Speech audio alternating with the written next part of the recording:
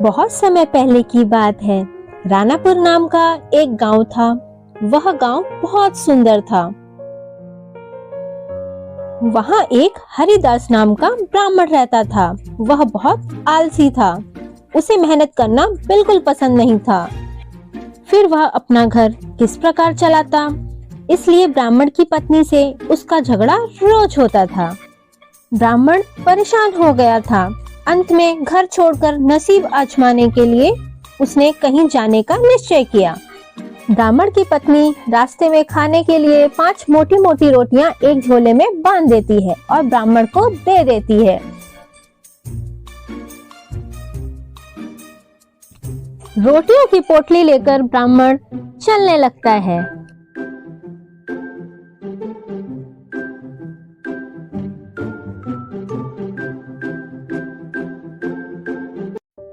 दोपहर होने पर वह ब्राह्मण एक पेड़ के नीचे बैठ जाता है। ब्राह्मण को बहुत तेज भूख लग जाती है। वह ब्राह्मण रोटियों की पोटली खोलकर कहता है कि मुझे बहुत भूख लगी है, मैं 5 को एक साथ ही खा जाऊंगा। उस पेड़ पर 5 परियां रहती थीं। ब्राह्मण के शब्द सुनकर वह परियां घबरा गईं। सभी परियां नीचे आकर ब्राह्मण से बोली, अरे दयालु ब्राह्मण, तुम हमें खाना मत। अगर तुम हमें जीवित रहने दोगे तो हम तुम्हें एक जादुई बकरी देंगे। वह बकरी जब घास खाएगी तो उस बकरी से जो मांगोगे वो देगी। ब्राह्मण को परियों की घबराहट का पता चल गया था। उसने परियों को न मारने का वचन दिया। फिर परियों ने ब्राह्मण को एक जादुई बकरी दी।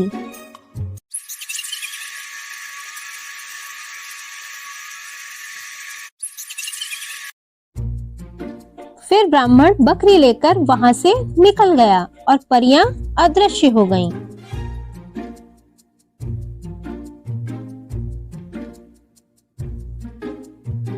बकरी लेकर ब्राह्मण घर की ओर लौट रहा था।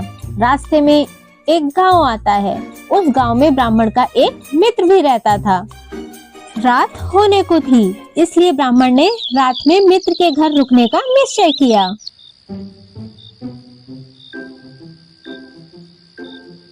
मित्र ने ब्राह्मण का स्वागत किया। आओ आओ हरिदास, आज यहाँ बहुत दिनों बाद तुम आए। और कैसे हो? घर पर सब कैसे हैं? हाँ मित्र, यहाँ से निकल रहा था, सोचा आपसे मिलते चलूं।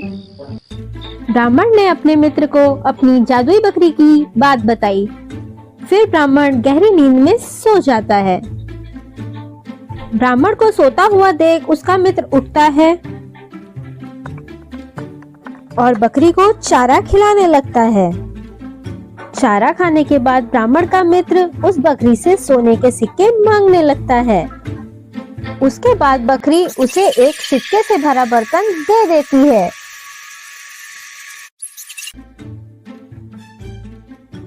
उसी समय उसके मन में बकरी को चुरा लेने का बुरा विचार आने लगता है। वह जादुई बकरी को छिपा देता है और उसकी जगह वैसी ही दूसरी बकरी लाकर बांध देता है।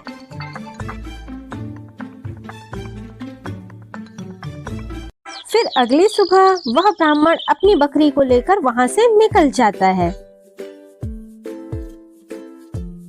फिर घर पहुंचकर ब्राह्मण अपनी पत्नी को जादुई बकरी की बात बताता है। उसकी बात सुनकर उसकी पत्नी खूब खुश हो जाती है। फिर ब्राह्मण जादुई बकरी को चारा खिलाता है। फिर वह जादुई बकरी से सोने के सिक्के मांगता है, पर बकरी कोई सोना नहीं देती है। फिर ब्राह्मण की पत्नी कहती है कि आप तो मूर्ख के मूर्ख ही रहे। आपको किसने बुद्धू बनाकर ये बकरी दे दी और आप घर ले आए। जहाँ से ये बकरी लाए हो वहीं दे आओ। बेचारा ब्राह्मण बहुत निराश हो जाता है। ब्राह्मण फिर से नसीब आजमाने के लिए कहीं जाने का विचार करता है। वह तैयार होकर निकल जाता है। जब ब्राह्मण उस पेड़ के पास पहुंचता है और कहता है कि अरे परियों, तुमने मुझे धोखा दिया है। तुमने मुझे जो बकरी दी है वो कोई जादू नहीं करती है। मैं तुम्हें मार डालूंगा।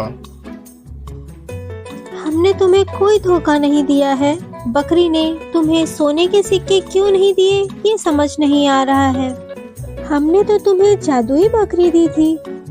इस बार मैं तुम्हें जादुई बर्तन दूंगी।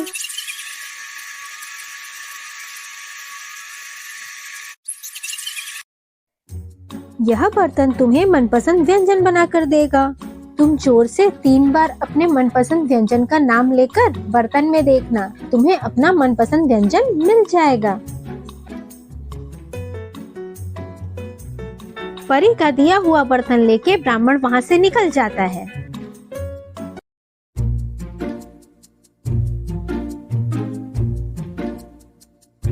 रास्ते में अंधेरा होने लगता है।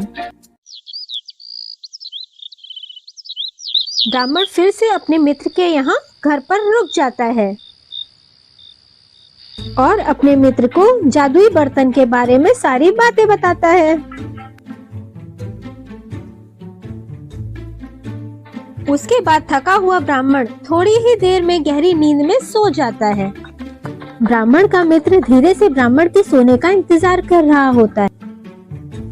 ब्राह्मण को सोया देखकर उसका मित्र उठ के उस जादुई बर्तन को लेकर चला जाता है।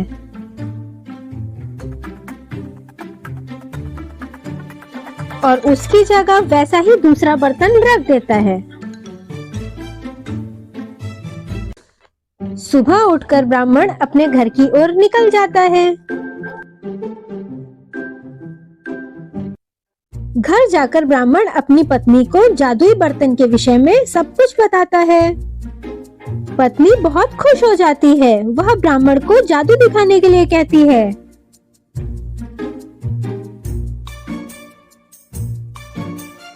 ब्राह्मण ने परी द्वारा बताया हुआ प्रयोग किया, पर बर्तन में से कुछ भी नहीं मिला। इस बार ब्राह्मण की पत्नी और भी नाराज होती है। सुनिए, परियों ने आपको दूसरी बार भी धोखा दिया है। आप वापस जाइए। इस बार परियों को जीवित मत छोड़ना। दूसरे दिन ब्राह्मण वही परियों वाले पेड़ के पास पहुंच जाता है और गुस्से में चिल्लाता है। अरे परियों, तुमने मुझे दूसरी बार भी धोखा दिया है। अब मैं तुम्हें जीवित नहीं छोड़ूंगा। मेरे सामने आओ। अरे भले ब्राह्मण, शांत हो जाओ। मैं विश्वास पूर्वक कहती हूँ कि हमने तुम्हें धोखा नहीं दिया है। मालूम होता है कि रास्ते में ही तुम कहीं ठगे जाते हो। भरोसा करो हमारा। यहाँ से जाते समय मैं अपने मित्र के यहाँ रुकता हूँ। परी को सारी बात समझ में आ जाती है और कहती है कि तुम्हारा मित्र ही हमारी दी हुई जादुई वस्तुओं को बदल लेता है। इस बार हम तुम्हें जादुई रस्सी और जादुई लकड़ी देंगे। तुम इन्हें अपने साथ ले जाओ और हर बार की तरह अपने मित्र के यहाँ ही ठहरना।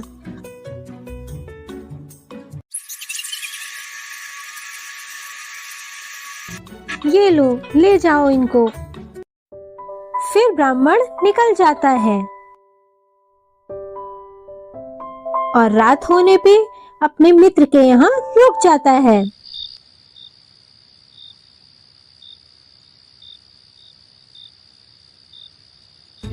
ब्राह्मण का मित्र उसका स्वागत करता है। दोनों बैठ के खूब बातें करते हैं। फिर ब्राह्मण बहुत गहरी नींद में सो जाता है। फिर ब्राह्मण का मित्र उठ जाता है और ब्राह्मण का थैला तलाशने लगता है। उसी समय थैले से रस्सी और लकड़ी बाहर गिर जाती है। रस्सी मित्र को बांध लेती है और लकड़ी जोर जोर से मारने लगती है। ब्राह्मण जाग जाता है। मित्र अपने बचाव के लिए विनती करने लगता है। ब्राह्मण लकड़ी को रुक जाने के लिए कहता है। ब्राह्मण का मित्र ब्राह्मण से माफी मांगने लगता है और उसकी सारी चीजें वापस लौटा देता है।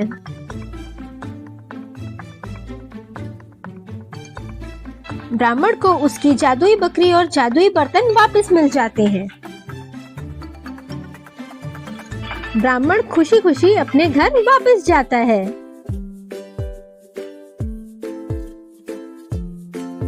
जादुई बकरी और जादुई बर्तन की मदद से ब्राह्मण और उसकी पत्नी अब सुख से रहने लगते हैं।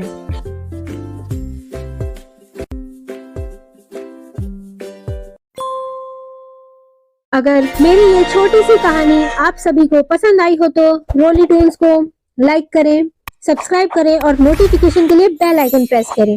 धन्यवाद।